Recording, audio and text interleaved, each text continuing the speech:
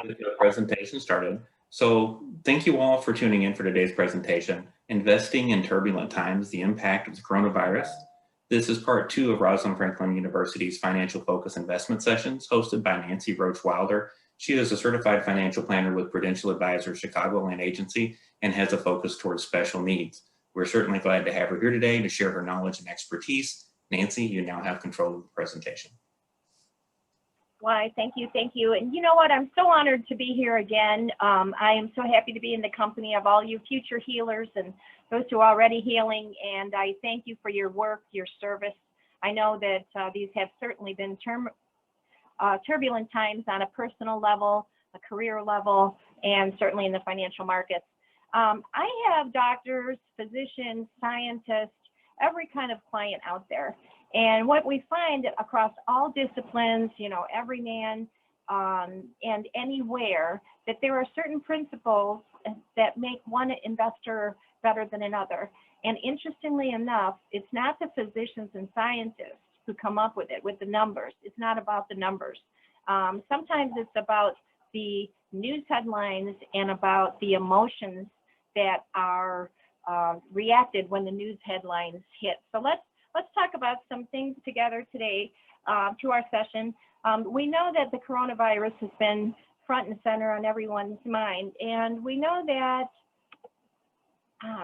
we're increasingly concerned about our loved ones, but we're also concerned about the impact and the implications of this coronavirus on our economic health as well. Recent events have proven that it is impossible to predict the direction of any stock market. Who would have predicted that we would be facing this global pandemic? Who would have predicted that schools would be closed and that we would be working, most of us, remotely? Or just imagine a March Madness without the fans. Inconceivable by my recollection. I'm a huge basketball fan. So imagine if you could actually see into the future what the market could be doing a year, 10 years from now. You know, this superpower does not exist unless it is in the movies. So the real goal is for us to help you find a way to secure your financial future, whatever is going on in the environment, because this virus is not the only virus that we have seen. It's not the last virus that we are going to see.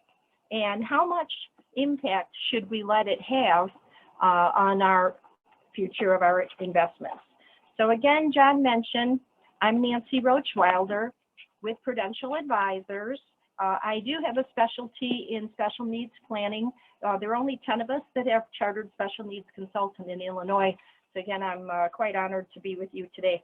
Our material today is going to be somewhat generic and not meant to recommend any specific investment.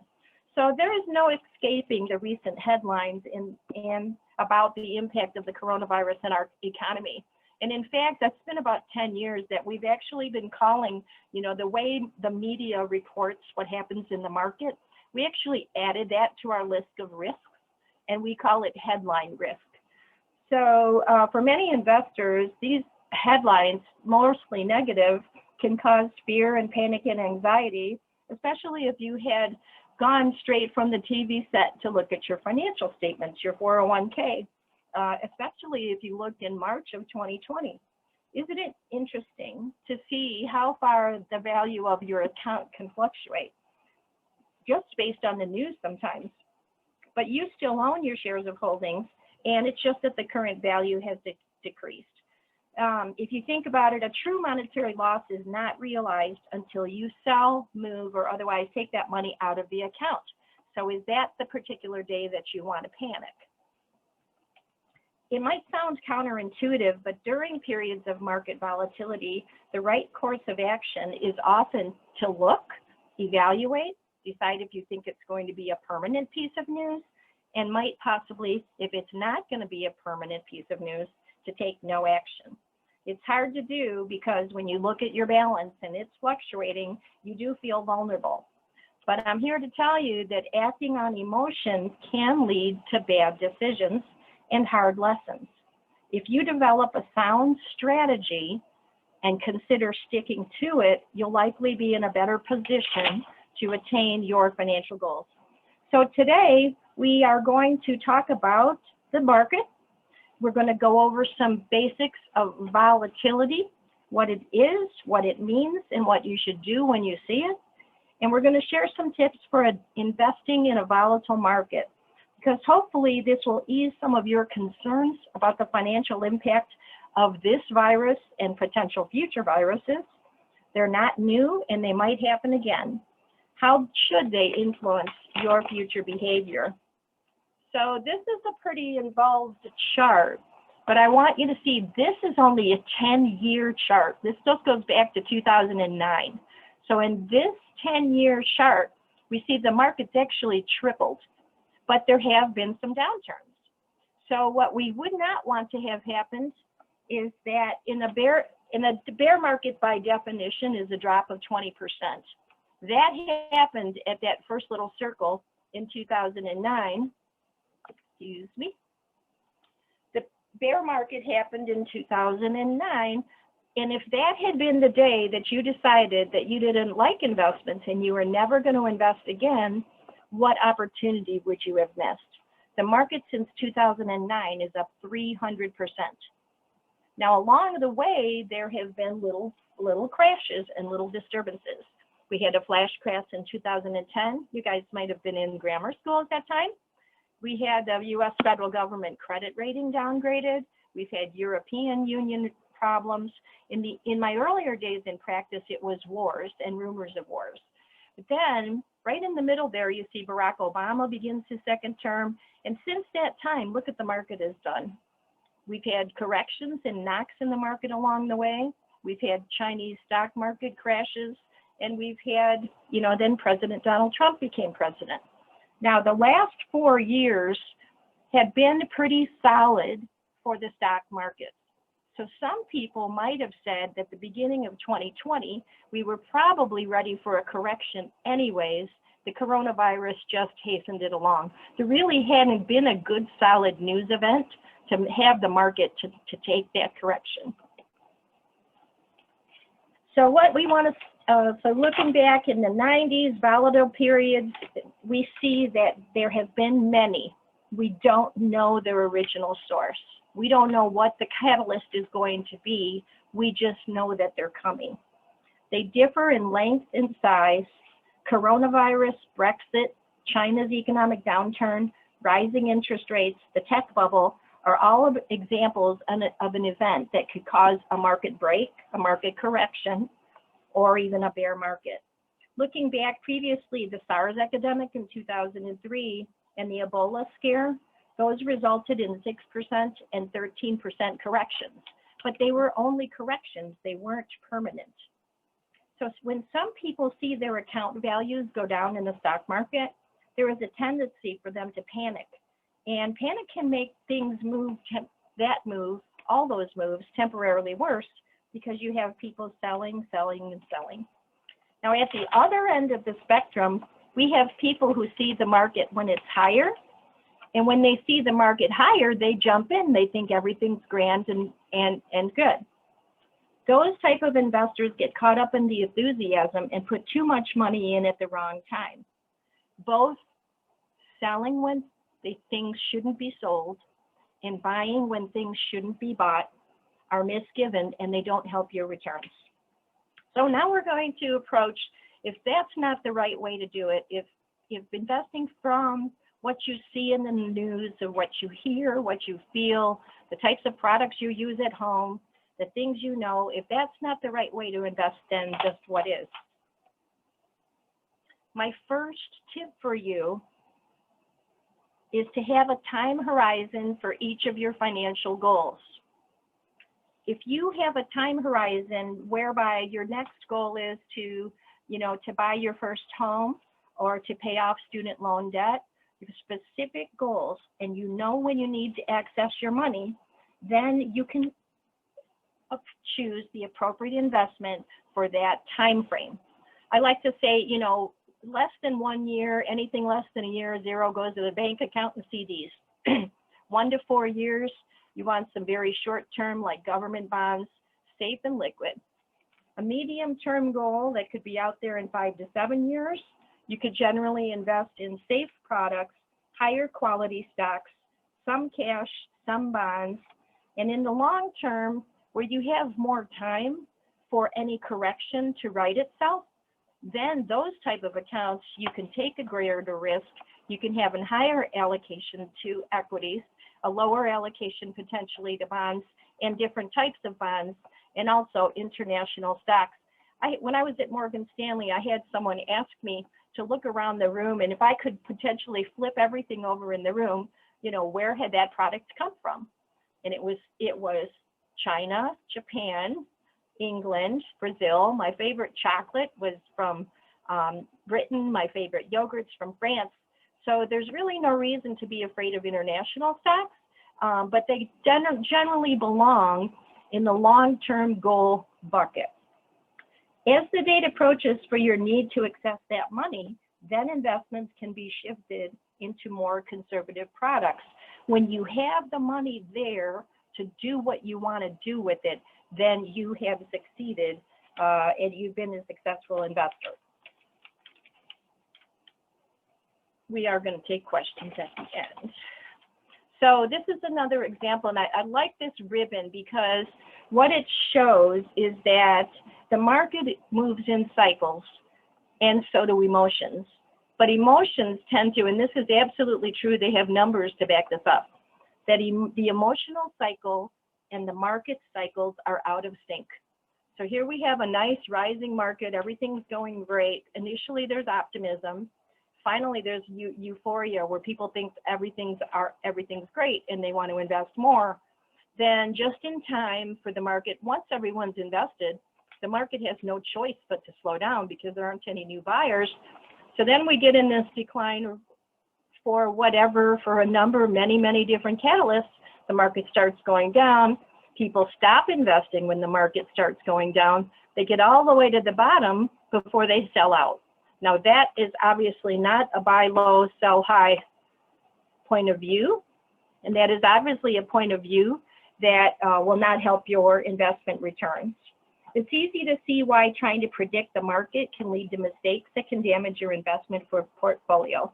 Think about the last bear market.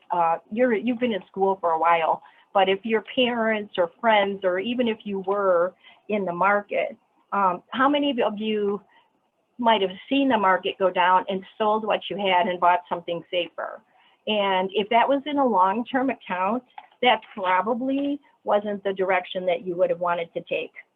And then there's also investors who wrongly predict trends that will never end.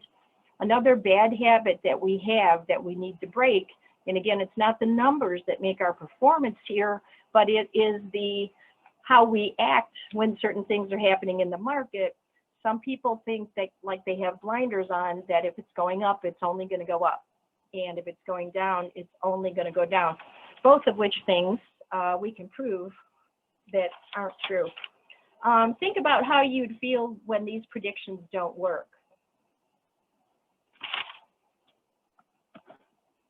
So what this slide indicates, these are the numbers that I was talking about. Why is it so important to avoid emotional decisions? When investors time decisions poorly, your return is going to suffer. So as indicated here, the average investor gets a return well below, just put it in the index and leave it alone. Because people, even with indexes, will go back in their account, they see the balance down, they'll fool around with it, and they sell when they should be selling. So if the index had made 5.62 over 20 years, the investor is only going to make 388 in the same product because he went in and took himself in and out at a bad time. The bond market is equally true. And matter of fact, bond investors were even more skittish than the equity investors, and that is the 20-year average for bonds was 4.55%, but the average person who invested in bonds, now this is just the people with their actual real experience, was they only achieved 0.22%, which means they achieved less than 4% or more than 4% a year less than the index itself, and that can't be the index's fault. So obviously it is the result of their buying and selling behavior. Basically, they sold at the wrong time. So emotional investing can definitely lead to underperformance. So what we need to understand in the last 100 years, that it's actually a little over 100 years, the different types of things have gone on. There's a difference between a pullback, a correction, and a bear. And there's a difference for you in terms of what you should actually be doing about it. With a little help from the media, I think most of us tend to think that every single pullback is a bear, and we get scared. But in fact, smaller dips are more common, and they're also more frequent, and they shouldn't be acted on in a panic. The pullbacks occur approximately 3 times a year. This is something to know. The corrections occur about normally in a normal market about once a year, and bear markets only occur normally about once every 4 years. And why is that important? We want to realize that market declines are a common occurrence, and they can vary in magnitude, but we want you to stay calm and maintain a long-term view for your long-term accounts. So why is that important? All markets move in cycles like business cycles. So we know we're going to have ebbs and flows. We don't want to panic during bear markets because that makes our results and other people's results worse. As this chart shows, since 1946, there have been 7 bull markets. All the upsides, look at that. The upsides, those great big blue charts, the upsides are mountains, and the downsides are just little dips, like little streams. So you barely even see the downsides. The upsides have had an enormous impact on returns, and the downside very little. The upsides are 14 times the strength and magnitude and lasted 8 times longer than all the downsides. So we got to understand when we see things going down, take the blinders off. What's going down does not always go down. And conversely, what's going up does not always go up either. My second major tip for you here is that if you can get on a habit, even if it's $25 a month, $50 a month, if you're saving regularly at regular intervals, whether the market's up or down this week doesn't impact you so much. So we don't want you to invest all of your investable dollars at the same time. You got a birthday present, $5,000. You can pick a security, you can do some homework, but don't buy the whole block all at once. So it is human nature. We do want to resist the temptation to jump straight into the next correction. We always want to use the principle of incremental steps, whether we do it weekly, monthly, or quarterly. It will make it a lot easier. Just ignore the ups and downs of the market in your long-term accounts and just keep doing it. So making fixed investments on a regular basis is called dollar cost averaging, and this technique has been demonstrated to improve results over many years.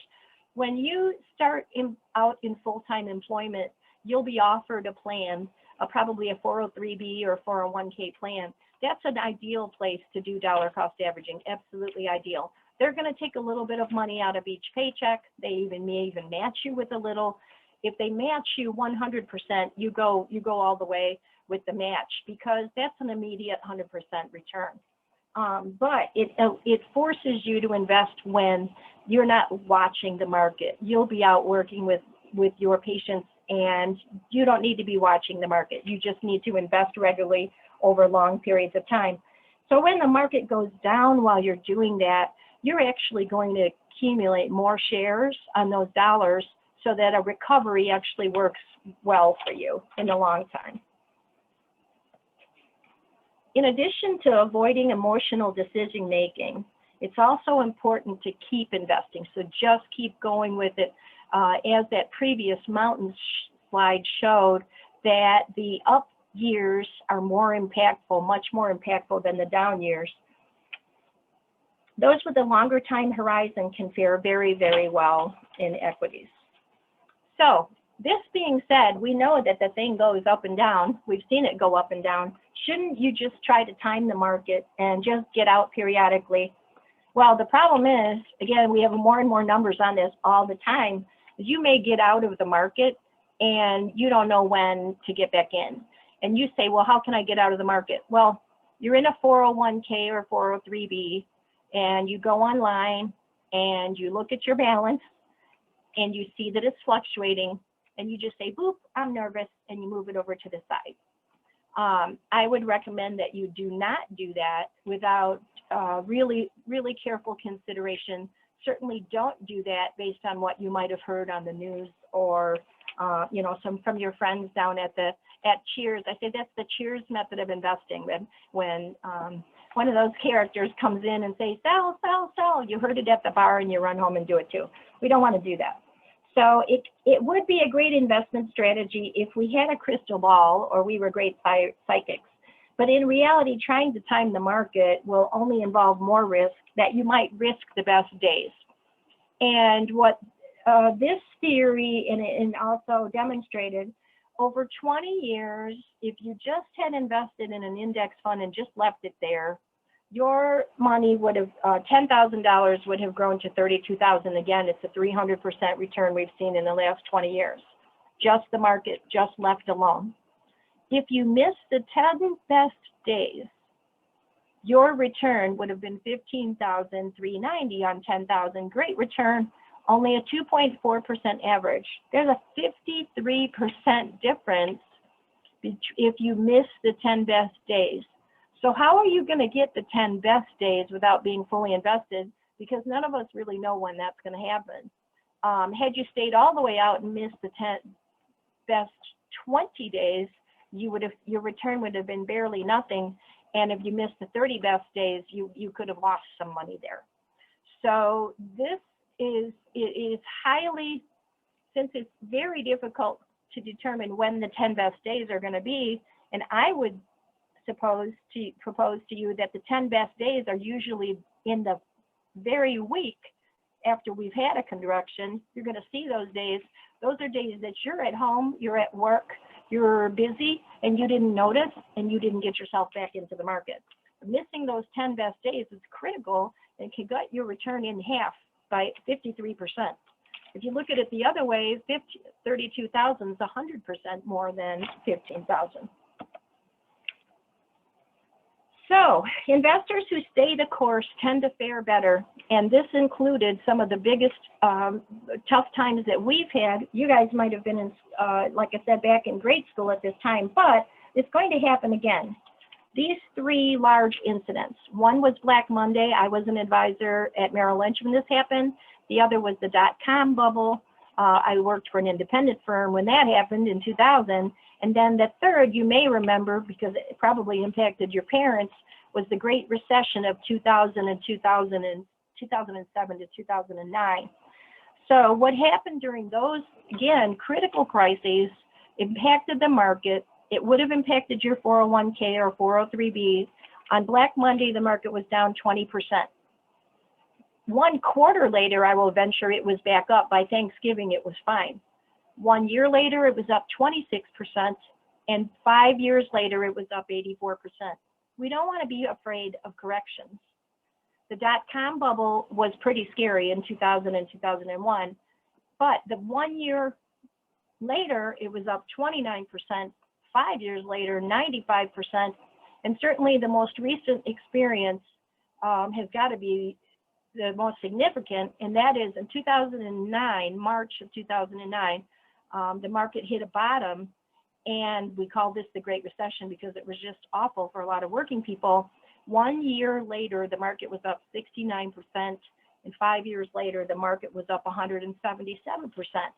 If you didn't get back in or you missed the best days, this was not your market experience, and I want you all to be successful and have the right market experience. So be prepared to make the studied incremental investments. When everything looks its darkest, the sun will come up tomorrow. The third thing I want to suggest to you is that another way to beat volatility is to hold high quality stocks. You may have sometimes heard the term blue chip. They're stocks that have been around a while. They probably pay a dividend. That provides a little bit of a cushion to fluctuation. They're probably large cap companies and of high quality. So you manage risk by choosing quality positions.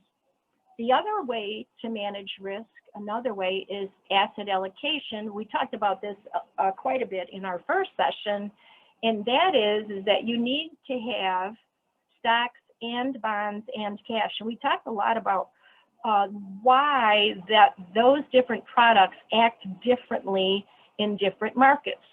So even if you're young, you don't want all your money in stocks. If you're young, you don't want all your money in bonds either. And certainly no one with any long-term goals wants all their money in cash. So we're going to consider how well that quality stocks have done during the pandemic, and especially the top retailers and distributors. Think about, the last year, the strip malls were having trouble. Small mom and pop shops were going out of business, but retailers continued to thrive. The larger stores, the large delivery companies, the financial companies, I can just tell you, the markets that have been hitting all-time highs. Who would have thought we would have hit 35,000 on the Dow Jones? And if you haven't time to look, we went from 16 to 35,000 in about 4 years on the index of our largest companies out there. So I'm getting ready to throw you something. It's a chart of many colors. And what I want you to understand about this chart, and these are different, each one of these is a different year, is that the different colors, they're all stocks, but they're different kinds of stocks. And the stocks of different colors act differently in different markets. So not only do stocks act differently than bonds, but different types of stocks act differently than other types of stocks. And it can be a pretty huge difference. You see, in 2008, everybody was down. That was the end of the Great Recession. 2009, the worst performing stock did 5.9 and the best did 46. And let's go to last year. Last year, the worst performing stock sector was global real estate, and it was an 8.7, and the best performing sector was large cap value stocks, did 36%. So even though it's a stock, stocks inside the category of stocks can have a very wide difference too. So what I want you all to know is that for example, like 2012, global real estate was the top performing class, but then the next year it was the bottom performing class. We cannot predict tomorrow's winners, but by investing in several colors at the same time, we'll say, or several different types of stocks, then you have the best chance of achieving the winner when they are the winner. Because honestly, we really don't know. If you look just across the top at the best, there's a pretty good variety. If you made this chart longer, you would see large cap growth maybe at the top, or the top two, or the top 3 years in a row. But normally that doesn't happen. So if I had held 2008 to 2011, the top, those 4 categories, if I had held all 4 categories, I would have hit the top category each time. And that is kind of the purpose of diversification. And it's really true diversification, not just buying the index. These stocks are something more than the index. They are more, it's more specialized than just buying an index. So it doesn't assure that you will make a profit, but over time, given enough time, holding 4 or 5 different types of stocks, you will always catch a winner. And that's what you need to be. Look at this one. Even bonds, you didn't think when I said bond, I don't know what you would think when I said bond. Maybe you're thinking CDs, but there are also different varieties, different flavors of bonds. This is the fixed income sector, and there can be a pretty large difference, not quite as large as stocks, but so if I take the last year, 2019, as an example, the worst category of bonds did 4.53. That was asset-backed securities, and that means buildings, things that have assets behind the loans. The top performing category was at 1443, which is 32, which is high yield bonds, which are more closely tied to stock performance. And if I've lost any of you, just give yourself a little question mark, and I look forward to talking to you in our question and answer session.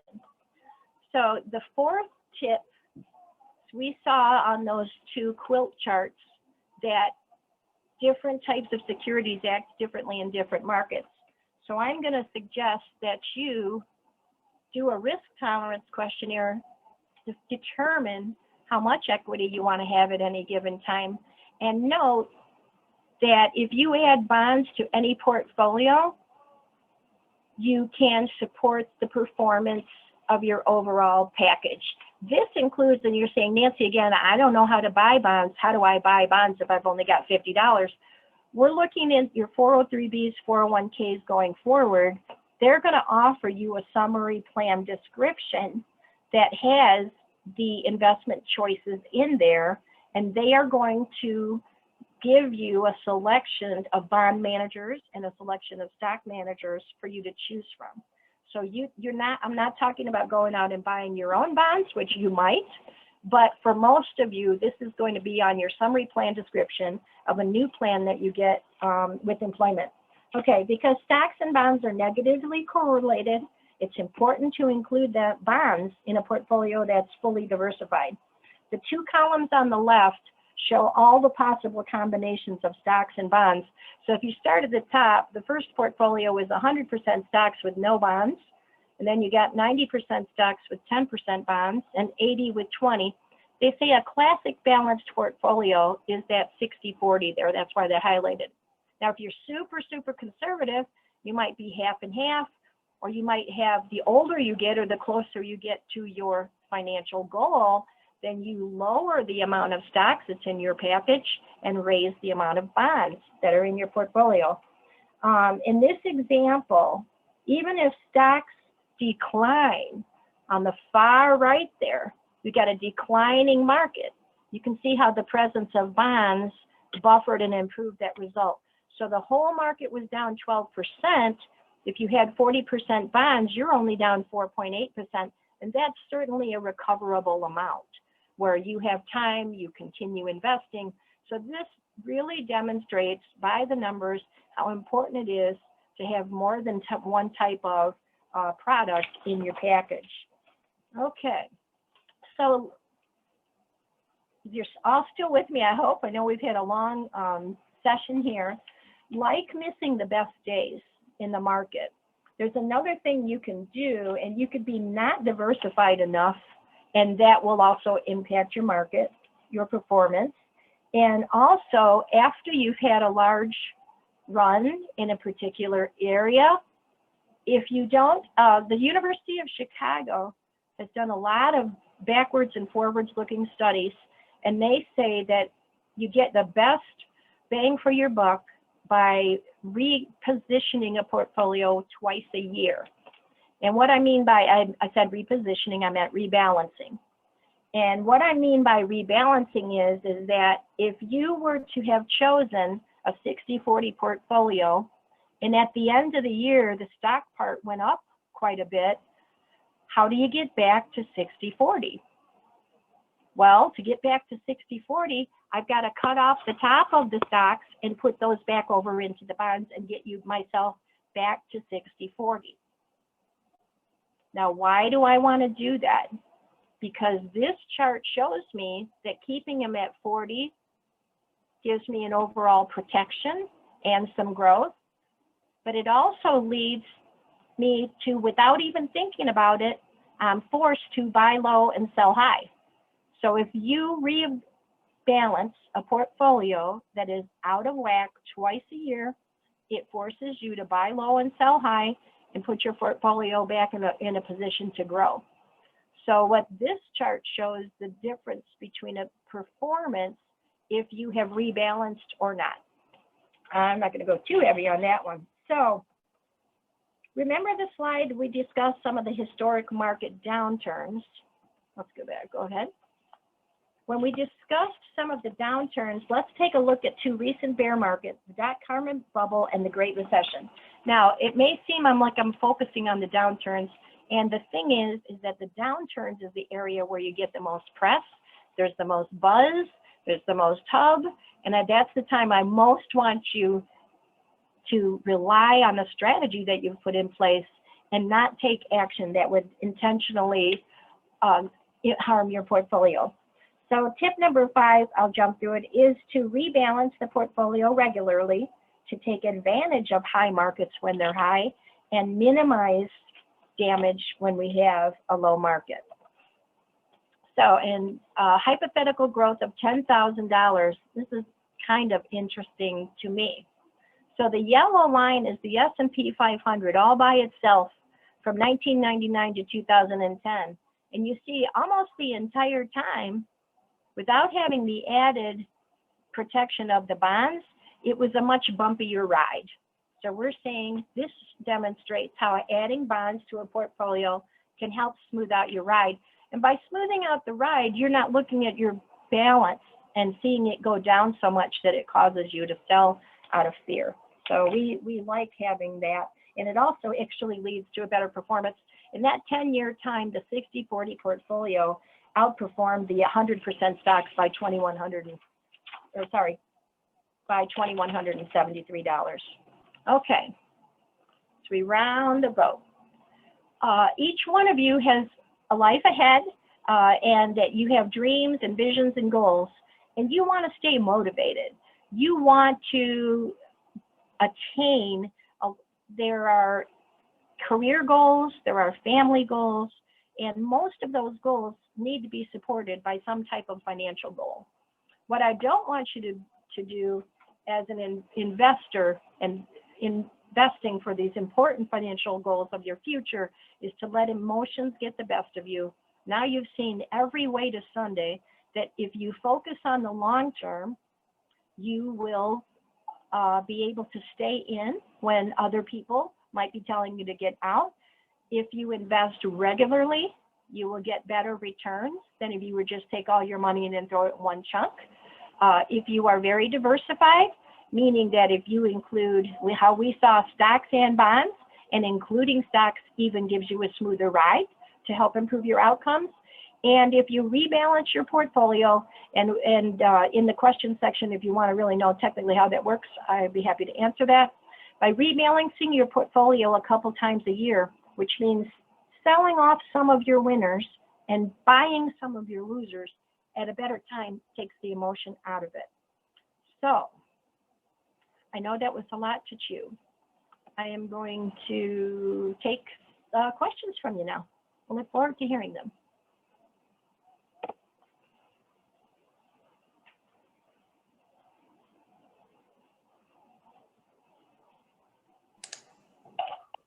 Look through the chat and see if I can put anything in. If anyone does have any questions, please go ahead and put them into the question and answer section.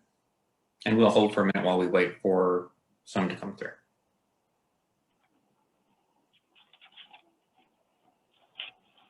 There's quite a few questions.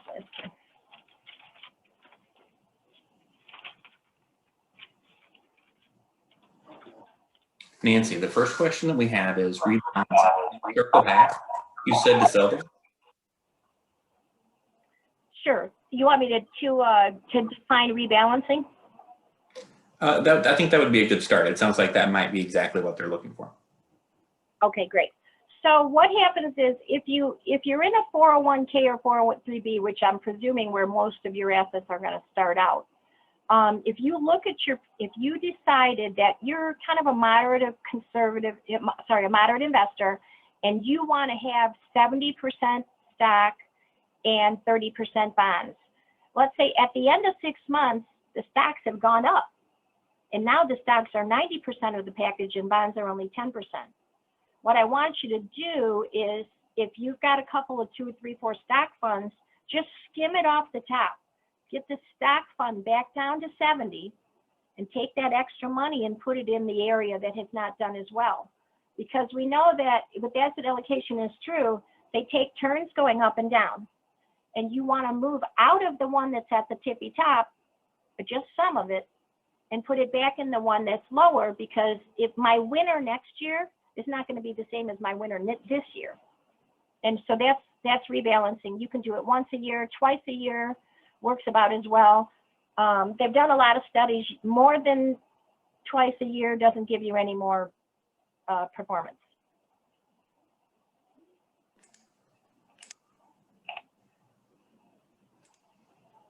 Alfonso, I hope that answered the question. Excellent. Again, if you have any questions, please enter them into the question and answer section.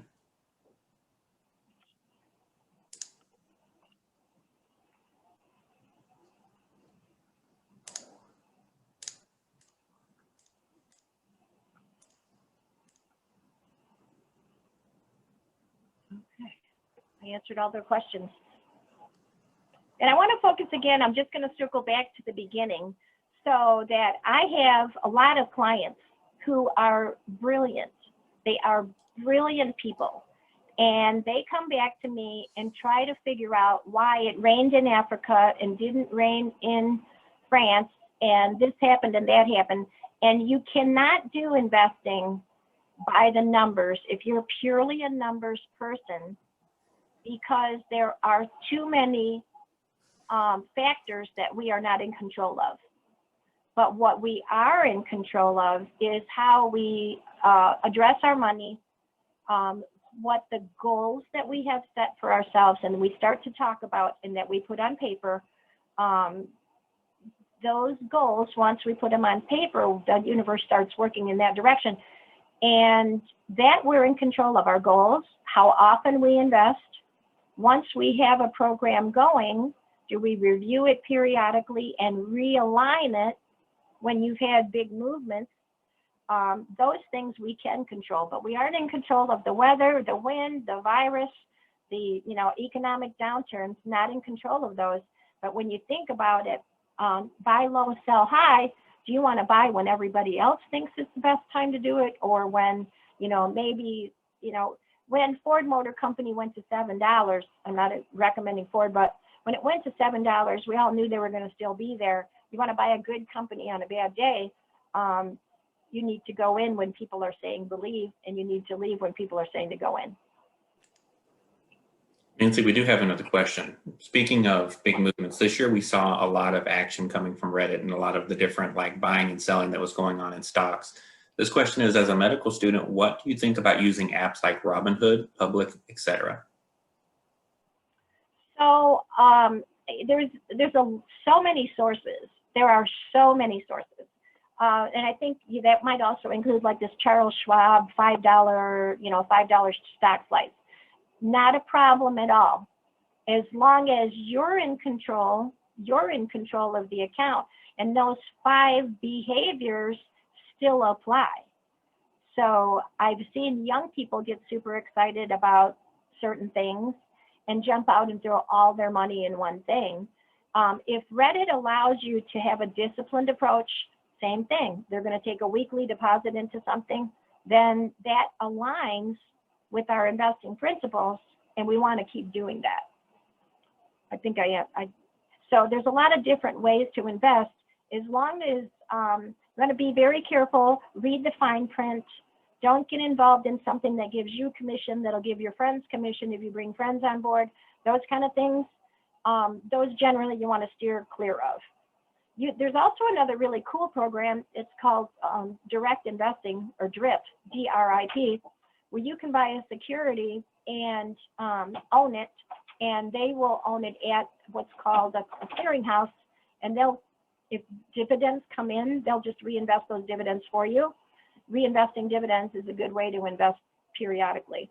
But let's go back. Reddit, what are the other systems that you were asking about here? Let's see if I can see it. I can't see the question. What those programs Robinhood and Public.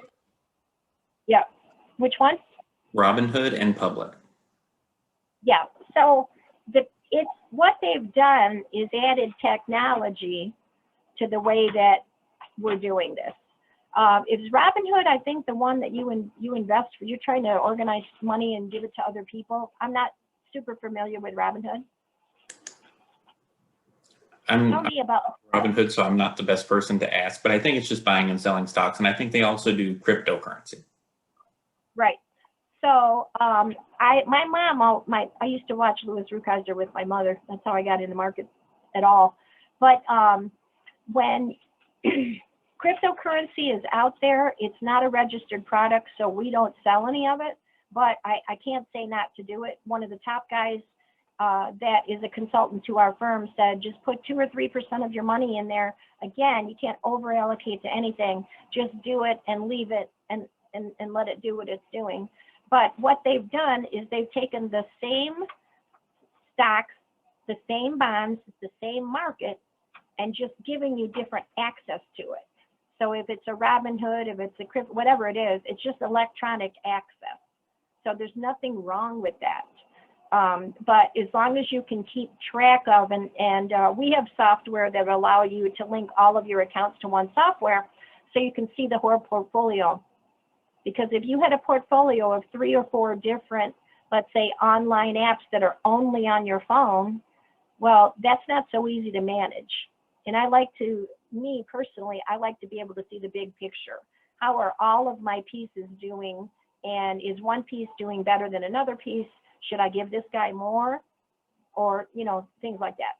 So I would also have a lot of banks, and we have a service that through Fidelity called eMoney, where you can link all of your accounts. So if you have accounts on 5 platforms, including the 401k or 403b, you can see all of your accounts and you see one nice portfolio. But that's me. I'm kind of nerdy like that. I wouldn't want to do it all on my phone. I'd like to see it on my laptop. And most of those apps are just on the phone. The main thing is that you continue. If they're going to give you access to quality securities, these are registered securities for the most part, then that's good. And if they're not offering, they don't want you to bring 15 friends and they're going to give you all these bonuses, then if they're doing it that way, they're really out for themselves and not for you.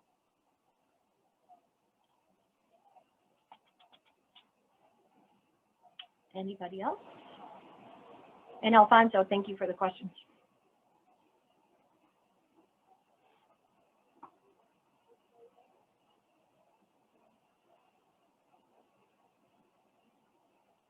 Well, I'm here for the next few minutes. Yes, okay, examples of blue chips. So thank you. You could start with the Dow Jones Industrials. They used to call the Dow Jones Industrials, but so much in the past 30 years, they have taken out the industrial stocks. And as we become a bigger service economy, they replaced, I remember way back when they first took the first U.S. steel out of the Dow 30 and replaced it with Cisco. We're thinking, oh my God, what are they doing? So, but there are new blue chip stocks now compared to when I started out in the business. So we're talking your Walmart, Amazon, certainly, the banking, the larger banks, the big banks, the big brokerage firms. So blue chip stocks have been out there for a long time. They pay a reasonable dividend.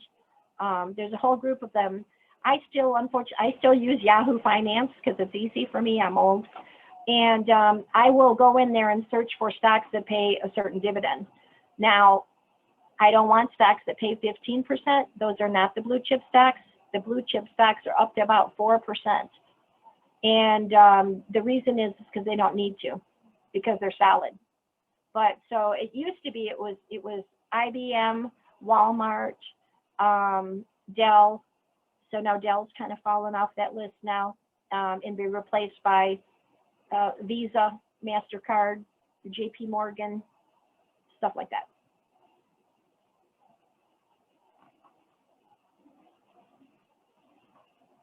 Good question.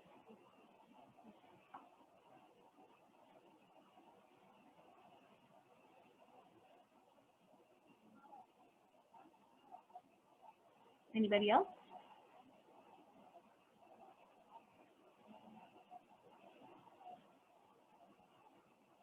Oh, you're sweet. Thank you. You're most welcome.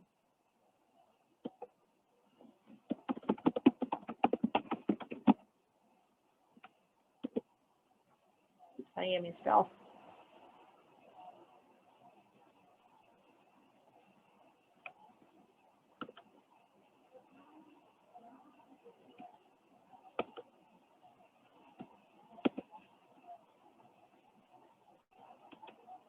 Okay, Jen, I'll let you, we can wait for a minute or two if everybody's dipped out. I can't see what the roster looks like.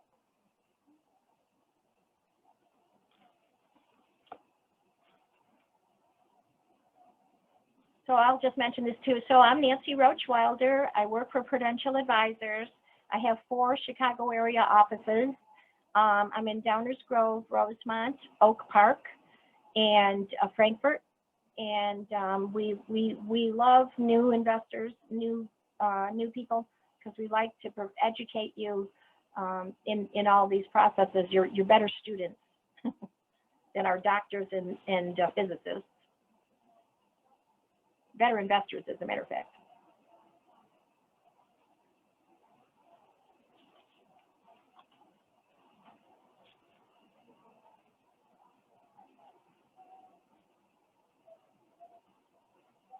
Of course.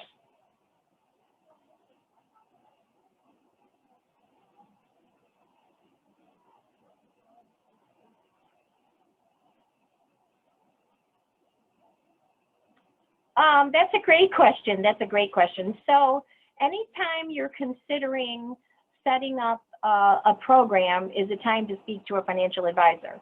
I think everybody has financial goals, but not everybody is at their place on their journey where they're ready to sit down and learn, number one, and to start taking some action, even small actions like $25 per paycheck or $50 a paycheck.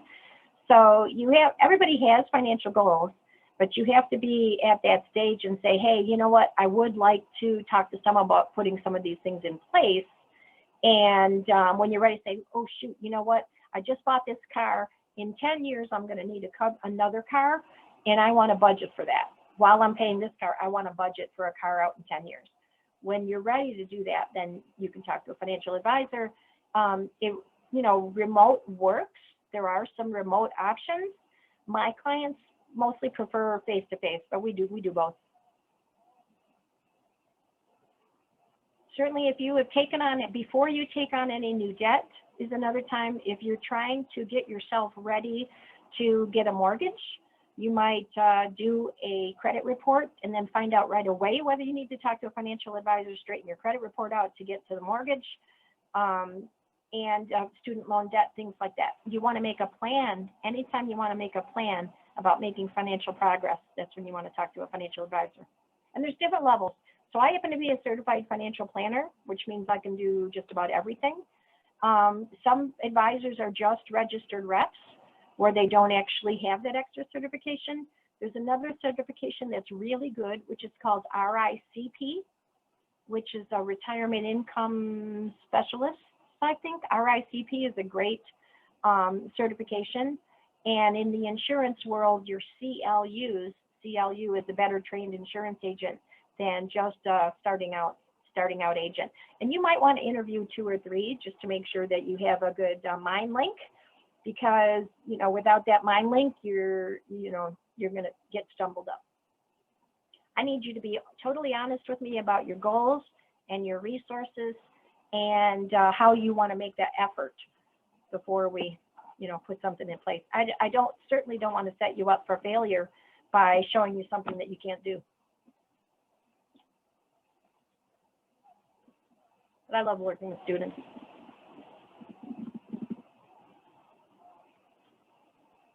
Thank you again.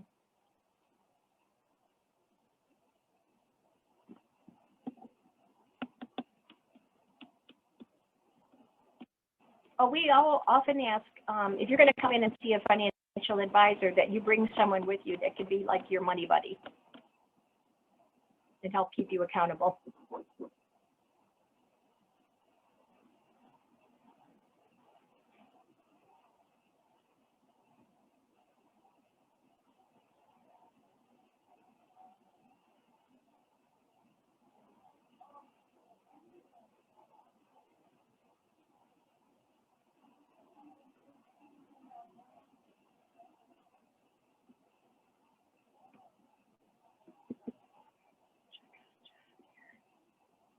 John, you still with us?